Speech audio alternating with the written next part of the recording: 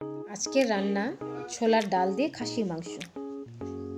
প্রথমে কড়াই বসিয়ে দিলাম, কড়াইয়ে তেল দিয়ে দিলাম পরিমাণ মতো। তেল গরম হলে জিরে, লং, এলাচ, দারচিনি, তেজপাতা দিয়ে দেব। তারপর 3টে কুচি করে রাখা পেঁয়াজ দিয়ে দিলাম। পেঁয়াজ হালকা লাল হয়ে গেলে আদা, রসুন, লঙ্কা বাটা দিয়ে দেব।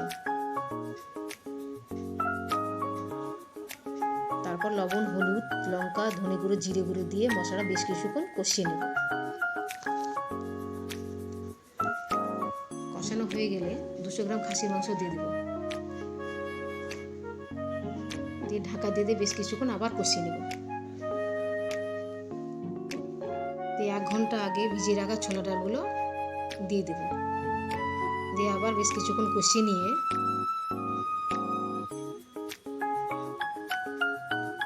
হালকা গরম জল দিয়ে দেব। তারপর স্বাদ মতো একটু আবার লবণ দিয়ে দিলাম। দিয়ে সবার শেষে গরম মশলা দিয়ে আমার রান্নাটা শেষ করব।